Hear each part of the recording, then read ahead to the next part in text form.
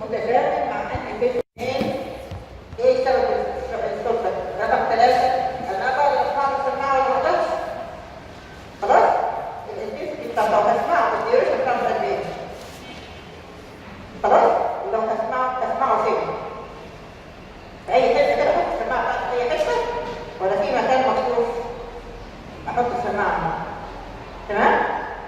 فراجعوا معايا كده الفيرست هارت ساوند كان بيحصل فيه الايزومتريك كونتراكشن فيز بسبب الكلوجر بتاع الايه الايفال. ده بدايه مين؟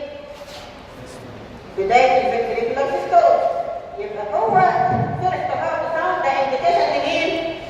لبدايه السيستول بتاع الفنتريكل. في اللحظه دي قال الفيرست هارت ساوند حصل معناها السيستول بتاع الفنتريكل بدأ. السيستول بتاع الفنتريكل بدأ. يبقى هو متجاوب مع الايزومتريك كونتراكشن فيز. ماله؟ سببه ايه؟ كلوجر اوف اي في فالفز. طب لما اتقفل ايه اللي حصل؟ لما اتقفل الكلوجر ايه اللي خلى ده عمل صوت يعني؟ ادي الاي في فالفز اهو كانوا مفتوحين والفنتريكل مليان بالدم هنا. خلاص؟ لما يجوا دول لما فاكرين لما كنا بنقول ان هنا قبل الايزومتريك كونتراكشن فيز هذه لحظه زمنيه الفنتريكولار بريشر الى اكثر من اتريال بريشر فيحاول الدم يرجع للاتريال يروح عامل ايه؟ وقت الضغط بتاعت الفالفز وقفل. الصوت مصدره ايه؟ مصدره ان الدم وهو بيحاول يرجع خبط في مين؟ خبط في الضغط بتاعت الفالف فعمل صوت. خبط في الكابيلاري ماسلز والكورتة الميني اللي ماسكه حواليه فلما خبط فيها الدم عمل صوت. فده المصدر بتاع الصوت. يبقى لما اقول لك سبب الصوت تقول ايه؟ الكلوجر بتاع الايه فالف دي انت ما تنساهاش ابدا.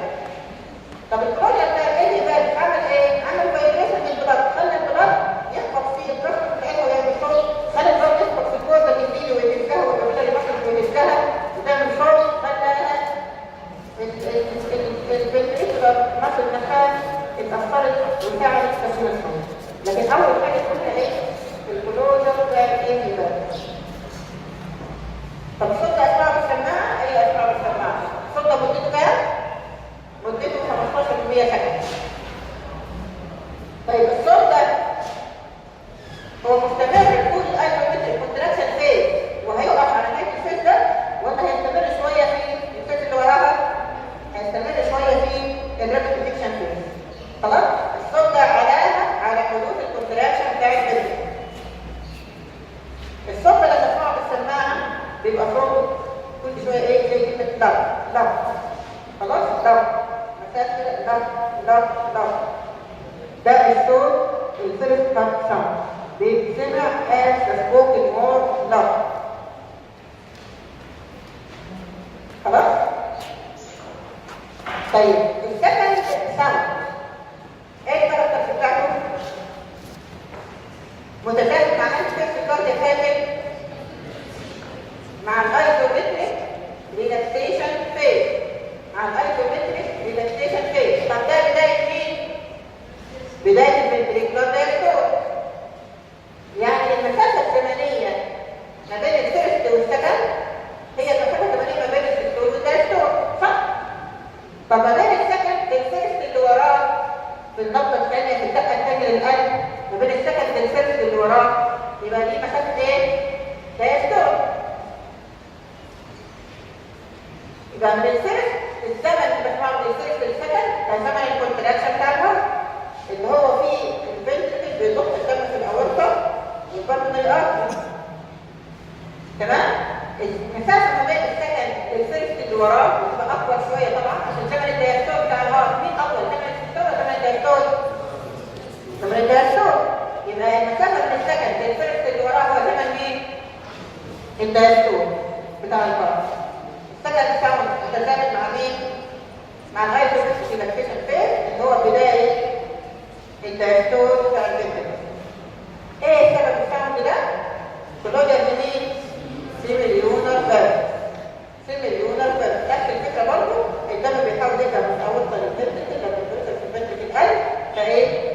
خبط في الصمامات، خبط في الصمامات وقفل الصمامات وحطيته كده في خط قدام الصمامات هي اللي عملت ايه؟ اللي عملت الصوت. طيب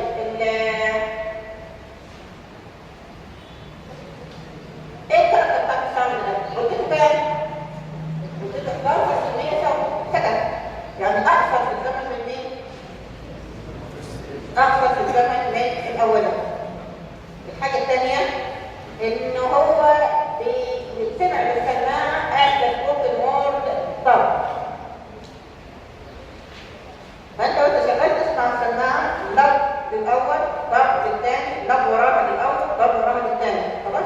والمسافه الزمنيه ما بين ضرب وضرب الاولى فتستور، وضرب وضرب اللي وراها فتسافر وتسمع السماعه ضبطه ضبطه ضبطه وهكذا.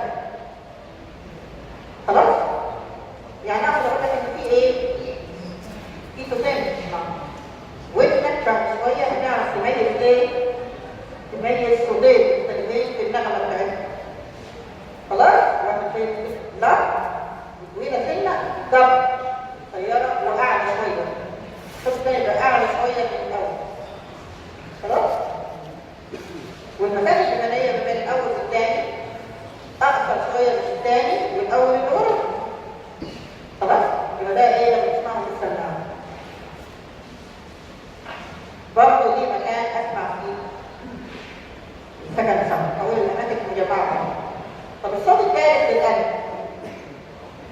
ايه سببه؟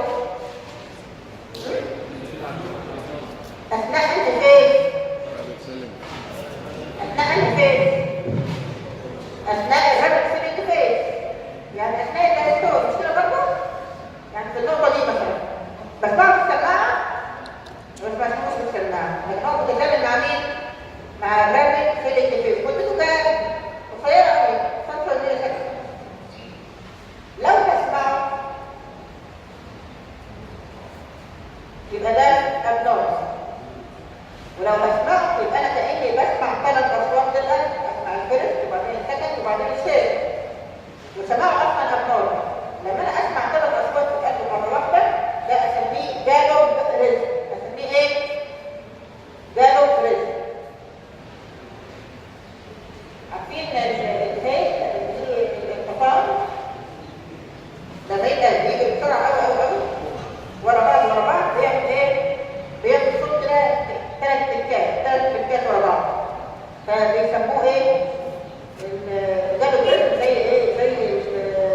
زي الصوت جالب الاختصار لما يبقى بيجي بسرعه. هو دي القدمين ورا قدام بيجي ايه؟ انطباع هو ايه؟ في 3 اصوات اسماعيل. الجالوب ريزم ده معناه ان في 3 اصوات اسماعيل للخمس. الطبيعي ما يبقاش 3، الطبيعي ان هم 2. يبقى الفيرست هارت ساوند، السكند هارت ساوند، الثيرد هارت ساوند. الثيرد هارت ساوند خلاص اسمعه بالسماعه، الدرس بتاعت 5% سكند. السكند الثيرد ده يبقى واقع اثناء ايه؟ الرابد فيلينج فيز. السبب بتاعه ايه؟ فايبريشن اوف بلاد.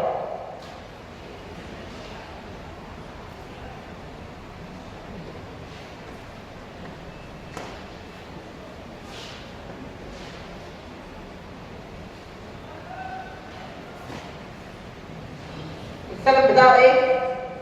فايبريشن للبلاد. تمام؟ فايبريشن للبلاد من فين؟ ما فاكرين لما كنا بنقول زي البنت اللي بتحصل دي عامله زي ايه؟ حاجه كده مليانه نصها وتدخل عليها شويه دم بسرعه. لا ده الرابط فينك اللي هو ايه؟ بس الدم الفينك تقريبا فاضي وبتبقى من الاول بقى. لحظه.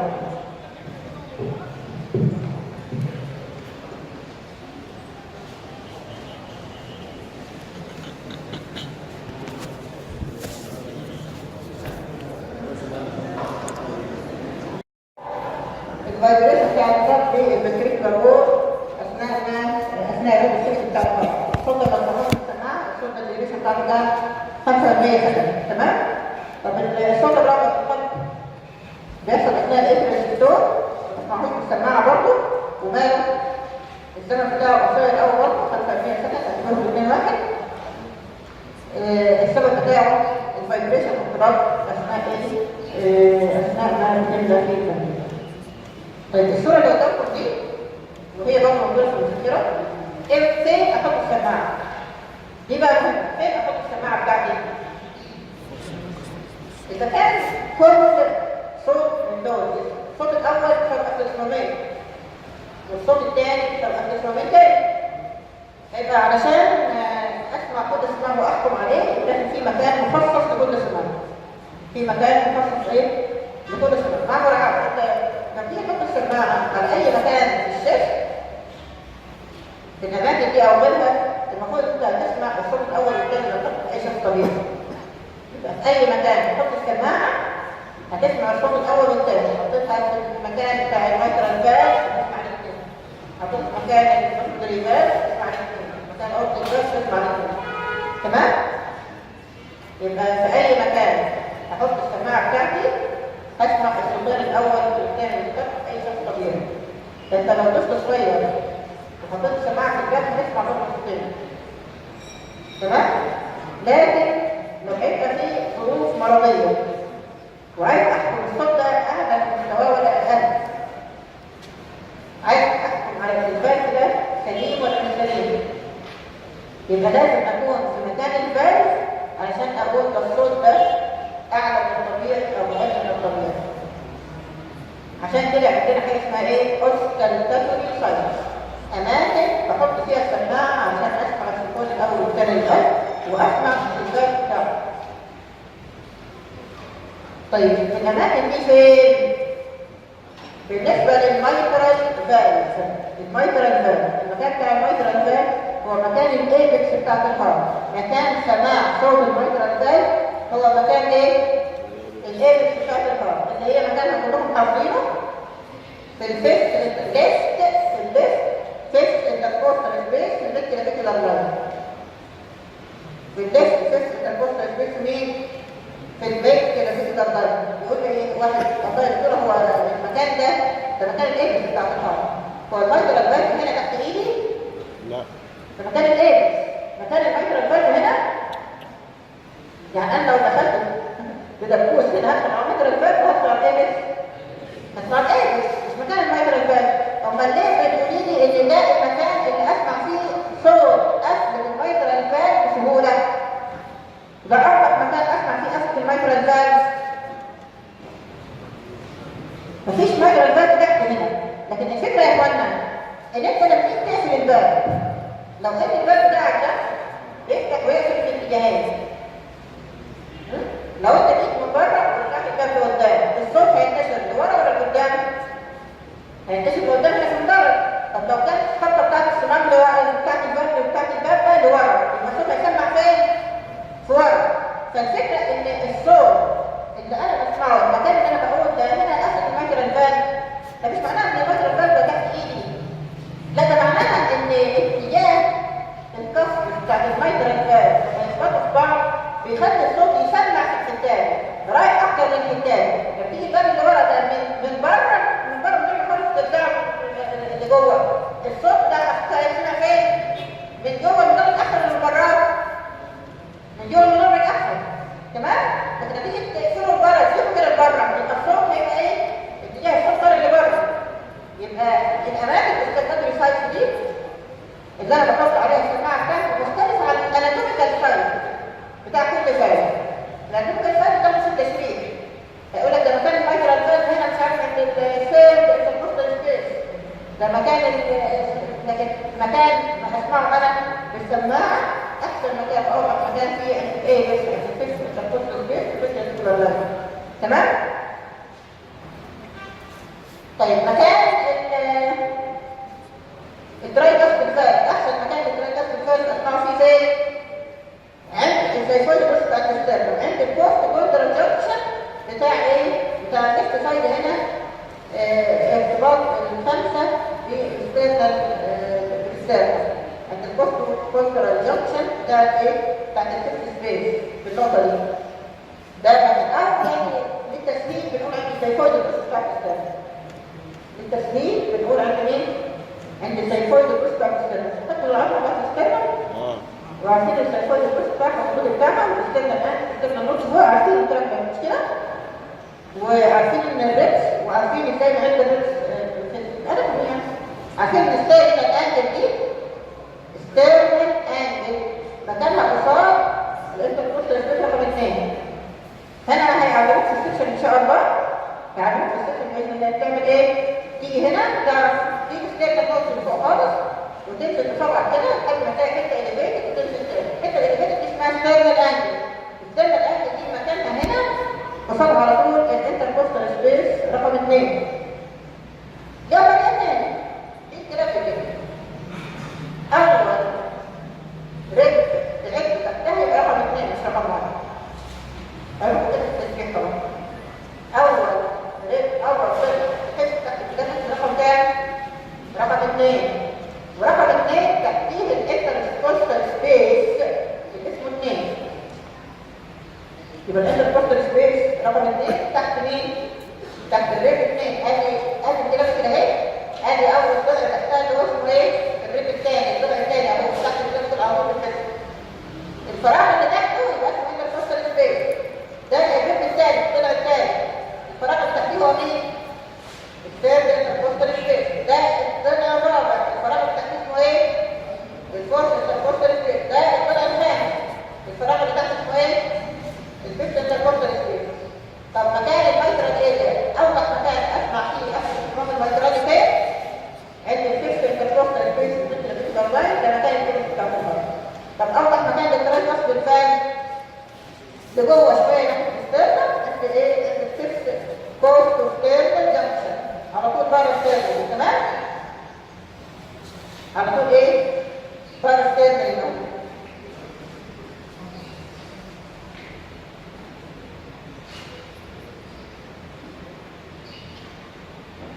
او التشريح بنقول عند الزيكويد الجزء بتاع الستيرنال. تمام؟ طيب مكان البلمونري فالف فين؟ مكان البلمونري فالف مباشره جنب الستيرنال انجل عند رقم 2. الانتركوستال سبيس رقم 2. الانتركوستال سبيس رقم 2 عند الكوستال جنكشن بتاعه. يبقى عند الانتركوستال سبيس رقم 2 جنب الستيرنال على طول. يبقى ده مكان البلمونري مين؟ البلمونري ده. قصاد الناحيه الثانيه يعني عند الرايت سايد ده مكان بسمع الاورتيك فالف. مكان بسمع ايه؟ الاورتيك فالف. يبقى دول 4 اماكن اساسيه بحط عليهم السماعه. في مكان خامس كده اللي هو السيرفس انتركوستال. ال4 اماكن الاساسيه دول مكان لكل فالف. ده مكان الكونستركشن بتاع الفالف ده، مش مكان التشريح بتاع الفالف ده. خلاص؟ لان قفل السماع بتخلي الصوت بيروح يسمع في حته تاني ويطلع على المكان بتاعه. برضه ايه ال4 اماكن دول تبقى عارف تفكروا كويس قوي. تمام؟ يبقى مكان الميترال فالف في الليفت في الانتركوستال سبيس، الترايكوستال الزيكويد بتاعت الستيرنم، البلمونري عند الليفت سكند كوست كوندرال جنكشن، الاورطه عند الليفت عند الرايت سكند كوست كوندرال جنكشن. ودي مكان ثاني اللي هو تحت البلمونري عند الثيرد كوست كوندرال جنكشن. طيب في كل الاحوال انا هحط السماعه بتاعتي. في كل الاحوال انا هحط السماعه بتاعتي هسمع الفيرست والسكند فتره. تمام؟ طيب امتى اقول الصوت ده اعلى من طبيعي الصوت؟ طيب لو انا هسمع الصوت الثالث والرابع للقلب، لو انا هسمع الصوت الثالث والرابع للقلب هسمعهم فين؟ هسمعهم في مكان الكيبس برضه. لو هسمع الصوت الثالث والرابع للقلب هسمعهم ايه؟ مكان الكيبس. الطبيعي ان انا بسمع صوتين. لو سمعت 3 بسميها جالو بريس، وده في الغالب النهارده. في الغالب ايه بقول في الغالب مش موجود؟ انت ممكن تسمع 3 اصوات في نفس الوقت. بس موجود ايه؟ شهر 2 3 سنه ممكن تسمع 3 اصوات دلوقتي. ممكن تسمع برضه في عين العين. خلاص؟ يبقى الصوت الثالث الان ممكن اسمعه في السيرولوجي اللي بنسميها ايه؟ بنسميها في السيرولوجي بسمعه في طب صغير بسمعه في عين. خلاص؟ او اسمعه بقى ايه في هارت فيلير. هارت فيلير ده مش نقط، هارت فيلير معناها هبوط في عضله القلب والمنتجات الجامع سامع 3 اصوات. يبقى انت تسمع كده بريس مع 3 اصوات فيرست سكند ثيرد. امتى؟ لو طفل صغير، لو في انيميا، لو في هارت فيلر. هارت فيلر بالنسبه الانيميا في مشكله، بس المشكله دي مش قادره تحلها. خلاص؟ طيب امتى اسمع الاكسنت ويف؟ او ده والله الصوت الاول للقلب ده او الصوتين بتوع القلب دول عاديين قوي. اكسنت ويف، اكسنت ويف، اكسنت ويف معناها الصوت ده اعلى من الطبيعي. ممكن يكونوا الاثنين عاديين، الصوت الاول والثاني هما الاثنين عاديين، واحد رفيع قوي فتلاقي صوت القلب بتاعه شغال يخبط في ودنك، هما الاثنين عاديين. ممكن هما الاثنين واطيين، العكس ده واحد شديد قوي سمعه بالعكس. تمام؟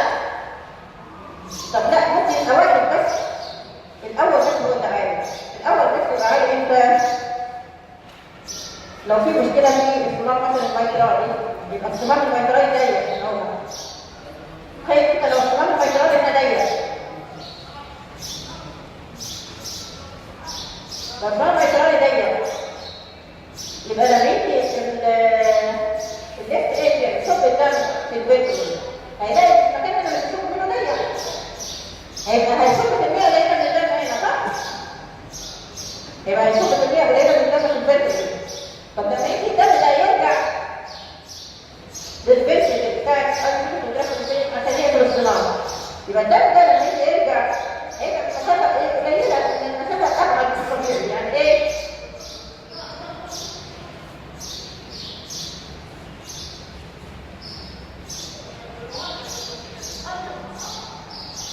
لو الطبيعي ان البنت اللي يبقى مليان لحد هنا مثلا، لا ويجي الدم يرجع في تاخد الهرمونات ويرجع المسافه دي.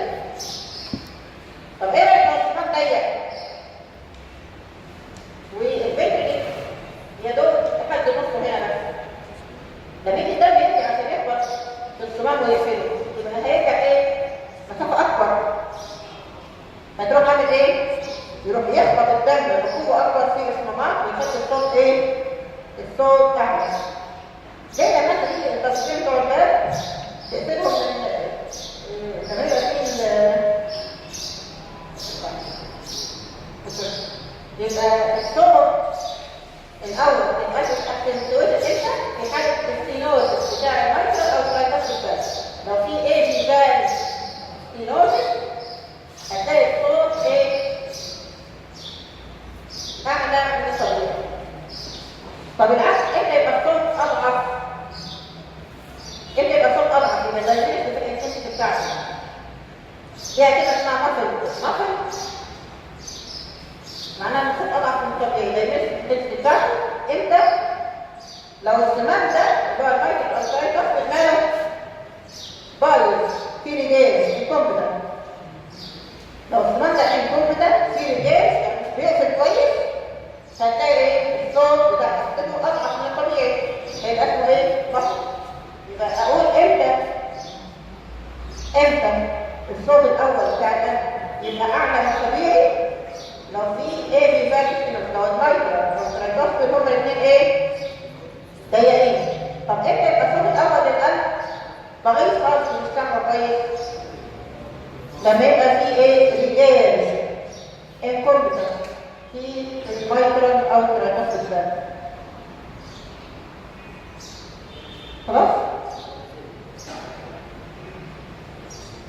طيب في امتى مثلا يبقى السكن بتاعه اكسنتويتد يعني اسمع الصوت الثاني القلب عالي قوي، لما يبقى البلمونري فالف هو اللي ضيق، او حاجه شبهها اسمها بالمونري هايبرتنشن. البلمونري فالف ضيق السينور، او في حاجه اسمها بالمونري هايبرتنشن، ده هيبقى الصوت ايه؟ الثاني للقلب ايه؟ اعلى من طيب في حاجه اسمها سبليتنج الساوند، دي يعني تبقوا عارفينها. برضه تاني بقول الصفحه بتاعت كده محسوبه يسرق، الصفحه الثانيه ايه بقى على كده؟ امتى في الصوت يحصل فيه سبليتنج؟ يعني ايه سبليتنج؟ الطبيعي ان الناحيه اليمين والناحيه الشمال يعني ايه؟ هو الناحيه اليمين يعني الترايكوستال فالف والبلمونري فالف طبيعي ان هو ايه؟ يبقى فرق جسمه شويه على الناحيه الشمال، لان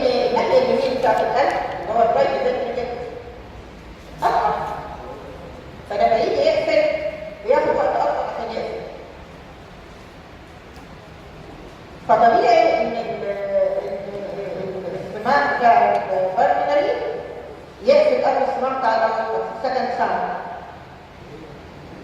خلاص؟ بس في الغالب انا بحس ده بالسماعه وما اسمعهوش. يبقى السماعه ولا بسمع الفيرست هارت ساوند الصمامين اليمين والشمال، ناحيه اليمين والشمال بيقفلوا تقريبا هما الاثنين في نفس الزمن. عشان كده بسمع هتكون الاثنين عندها ساوند واحد. اقول الفيرست هارت ساوند اخر الصمامين. طب ليه الصمامين دول يعني قفلتهم اديتني صوت واحد؟ مفيش ليه صوتين ورا بعض. خلاص لو اديتني صوتين ورا بعض يبقى اسمه سبليتنج. اسمه ايه؟ سبليتنج. وده في الطبيعي في الفيرست ساوند في الغالب ما بيحصلش في البره. في السكند ساوند ممكن يحصل فيسيولوجيكالي. ممكن يحصل فيسيولوجيكالي لما يبقى الواحد ياخد دي انسبيريشن. برضه دايما تاثير فيه خطير قوي قوي قوي ما بين الانسبيريشن او الريسبيريشن والهواء.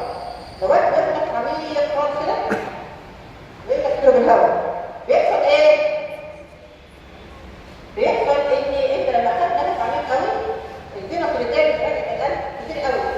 الفينوسيليتير اللي راجع للقلب من السيستم سيركيوليشن خلاص هيزيد فيخلي القفله بتاعت الدراي باسكت تتاخر سنه. بس مش مشكله الدراي باسكت تيجي هنا في الرايت فنتريكل.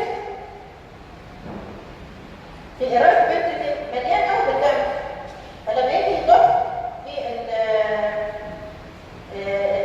الدم في البلمونري ارتري هياخد وقت اطول، هتلاقي قفله البلمونري بتتاخر. يبقى ده اسمه سبليتنج في السكند ساوند. ممكن يحصل في الفيريكال، ممكن تصاب السماعه فيسيولوجيكال. ليه؟ بسبب ان البلمونري فاز اتاخر في القفل بتاعه على الاورطه. طب يحصل ممكن لما يبقى عيان ياخد ايه؟ انسبيريشن، لان ساعتها الفينوسيليتير راجع من القلب، ولما يجي الفينوسيليتير راجع من القلب بيحصل ايه؟ يخلي البلمونري فاز يتاخر اكتر في القفل بتاعته عن الاورطه الثانيه. فبنقول ان ده بيعمل ايه؟ بيعمل سبريتنج في السكند ساوند. السبريتنج بتاع السكند ساوند ممكن يبقى نورمال يبقى فيسيولوجيكال بسبب ان البلمونري فاز يتاخر في القفله بتاعته عن الاورطه الثانيه لما يبقى في فينوسيليتير كتير اثناء الانسبيريشن. تمام؟ ممكن يتاخر ابنورمالي. يعني مثلا لو الصمام البلمونري ضيق قوي برضه هيتاخر في القفله بتاعته عن الاورطه ويحصل سبريتنج. ماشي؟ ممكن لو الاورطه هو اللي ضيق يبقى هيتاخر هو في القفله بتاعته عن الناحيه اليمين ويبقى ايه؟ برضه دي سماع ايه؟ سبليتنج. تمام؟ يبقى دي كلمه ايه؟ معنى كلمه سبليتنج معناها ان الصمامين مش بيقفلوا في نفس الوقت، فعاملين بيصوم الوقت اثنين نقطتين ورا بعض. دي حاجه غير الكالوبريشن، غير ان انت تسمع فيرست وسكند وثالث ساوند. لان هنا معناها ايه؟ سبليتنج معناها ان الصمام من الاثنين اتاخر في القفله بتاعته عن الثاني، فده ايه؟ الصوت الواحد بين المجموعه الاثنين. تمام؟ الحاجه الابنورمال الثالثه الابنورمالات اللي بعد كده اسمها ايه؟ اسمها الميرمرز. ميرمرز شوشره لخبطه. ده ساوند غير الفيرست وغير السكند. ساوند مختلف زي لما يبقى الارسال بتاع الراديو ولا بتاع الاشعه اللي هو بيتقال فيه يجي لك صوت كده مولع شويه، ده اسمه ايه؟ ميرمر. فالميرمر دي ممكن تسمعها امتى برضه؟ تسمعها في حاله ايه؟ البرد. الميرمر ممكن اسمعها امتى؟ لو الميرمر دي التوقيت اللي هي بتيجي فيه ما بين الفيرست والسكند بسميها سيستريك ميرمر. لو هي بتيجي التوقيت ما بين السكند والفيرست اللي وراه بسميها ايه؟ ده سيستريك ميرمر. لو هي كونتينيوس على طول في ميرمر بسميها كونتينيوس ميرمر. يبقى الميرمر ايه؟ لو انا بسمعها في الفتره الزمنيه ما بين الفيرست والسكند، يعني في اثناء الصوت بتاع القلب بسميها سيستريك ميرمر. لو في الفتره الزمنيه من السكند للفيرست اللي وراها بسميها ايه؟ ده سيستريك ميرمر. لو هي كونتينيوس على طول بسميها ايه؟ كونتينيوس ميرمر. كونتينيوس ميرمر دي بتطلع حاجه في ادينا اسمها بيتا اكتر ارض اليوتر. خدت الكلمه دي ما بتحبهاش في الاجنه في كلمه بتسمعوها هناك اسمها ايه؟ دكتس ارتريوس. المفروض دكتس ارتريوس في الجنين بتقفل على نهايه الشهر الداخل الحمل اثناء الحمل، بتقفل في الجنين ويتولد الطفل طبيعي ما عندوش الضغط الارتريوس دي مفتوحه. لكن لو ولد فيها مفتوحه فده عيب من العيوب الخلقيه اللي بتصيب القلب.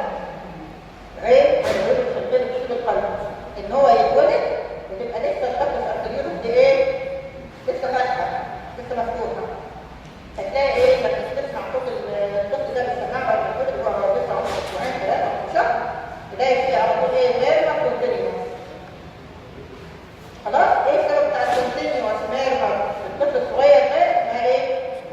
بيتال دكتس ارتريوس. خلاص؟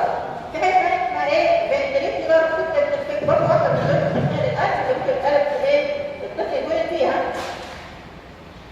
المفروض ان في سيبتم ما بين الناحيه اليمين والناحيه الشمال. مش كده برضه؟ السيبتم ده ما بين في الفنتريكل ممكن يبقى ايه؟ مخروم. لكن هتاخد في العلم كده بقى بالتفصيل ازاي تستخدم الدم وازاي تشرب في الدم بتاعتها ازاي. فتبقى ايه؟ في بعض الاطفال المفروض الواحد ساعه ما يكون الطبيعي يبقى السيبتم ده حته واحده بس. لا في ضغط ايه؟ بيحصل فيه عرقي تلاقي السيستم ده ماله مفتوح، في فتحه في النص كده. الفتحه دي بتعمل ايه؟ بتخلي الدم اللي في الناحيه اليمين يروح للشمال، لا في اليمين يروح للشمال، الشمال يروح لليمين. ايه رايك؟ الشمال لليمين. الشمال هي اللي تروح لليمين علشان الضغط في الشمال ايه؟ على اليمين، فهتخلي الضغط من الشمال يروح لمين؟ لليمين. تمام؟ ده اسمه ايه؟ ventricular septal defect. ده بقى اثناء ايه؟ بيعمل لك ميرمر اثناء السيستول بتاع القلب. بنسميها سيستوليك ميرمر. في حاجه تاني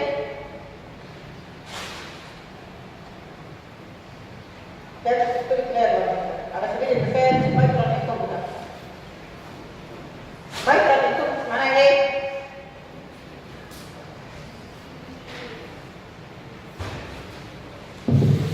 يعني ايه مايكرال انكومبتنس؟ معناها ارتجاع في اهتمام الميكرال. ماله ده يعمل ايه؟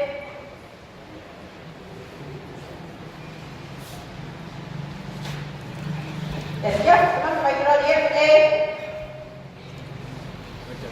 اثناء ما الفنتريكل بيصب الدم في الاورطه. اثناء ما الفنتريكل بيصب الدم في الاورطه المفروض ان الكاستر دي تبقى مقفوله، المفروض الايه يبقى مقفولين صح؟ طب لما يبقى في ارتجاع يبقى الشعور ده مش قافل كويس، يبقى الفنتريكل بيضغط في الاورطه والدم بيهرب منه لفوق في مين؟ في الايه. فده يخلي ايه؟ كل الدم شغال يخبط لورا ويخبط في الفتحه بتاعت السمارتين شويه، ده يعمل شوشره. الشوشره ده هي تفضل مستمره طول فتره السيستول بتاع الفنتريكل. عشان كده بنقول المايكرال انكومبتنس هي حاجه اسمها بان سيستوليك ميرمر. بان سيستوليك ميرمر بيبقى صوت الميرمر عالي خالص قوي خالص لدرجه انه بيغطي على صوت السلك بتاعه. بيبقى السلك بتاعه خلاص. خلاص؟ يبقى مع بان سيستوليك المثال السيستوليك ميرمر اللي هو ايه؟ المايكرال انكومبتنس. الميرمر بتاعه طويل قوي واضحه قوي قوي اكتر ميرمر سمعها شباب سمعها في الجامعه الكبار بتاعت البان سيستوليك ميرمر. اللي هي سببها ايه؟ مايكرال انكومبتنس اثناء السيستول بتاعتها. طب لو في مايكرال ستينوزس نكبره يعمل ايه؟ يعمل ميرمر امتى؟ اثناء السيستول ولا اثناء الديستول؟ مايكرال ستينوزس ده هيبقى الميرمر بتاعه امتى؟ اثناء ما الفنتريكل بيضخ ولا اثناء ما الفنتريكل بيبدا؟ الميرمر بتاعته بتبقى اثناء الديستول، يعني الديستوليك ميرمر اثناء ما بيبدا. تمام؟ يبقى لو في مايكرال ستينوزس ده الميرمر بتاعته امتى؟ اثناء الديستول بتاع الفنتريكل. يعني الديستوليك ميرمر ومعاها اكسنتويتد فيرست فانكشن. تمام؟ يبقى ده ايه؟ اصرار الواحد بس انا بشرحه ليه يعني ايه ميرمر؟ ميرمر معناها صوت مختلف عن الصوت الاول والثاني من القلب. الصوت ده بيبقى ممكن يبقى اثناء السيستول بس عشان السيستول ميرمر، اثناء الديستول بس عشان الديستول ميرمر، اثناء الاثنين بسميه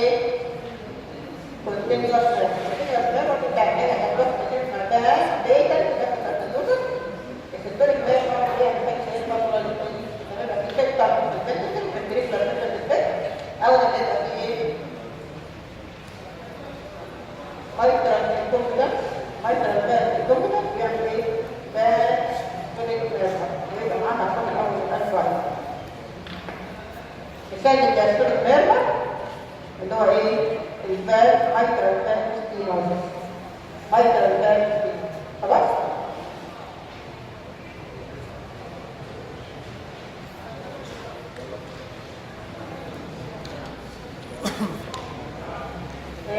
وصلت الرسمة اللي كانت المرة اللي فاتت؟ كان واحد جبته في بعضين كان في واحد منكم قدام البيت بتاعه لما بعت قال لي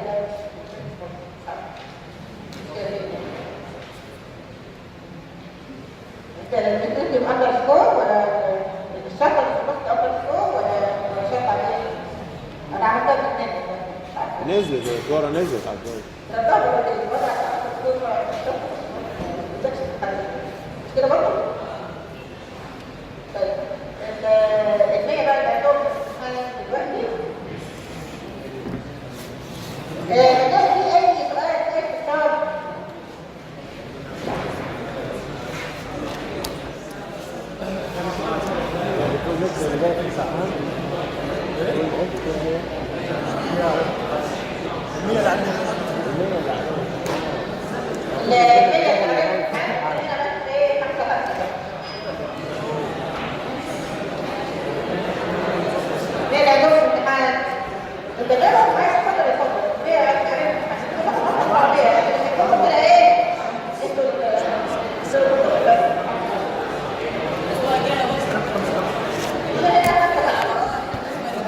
الأسبوع الجاي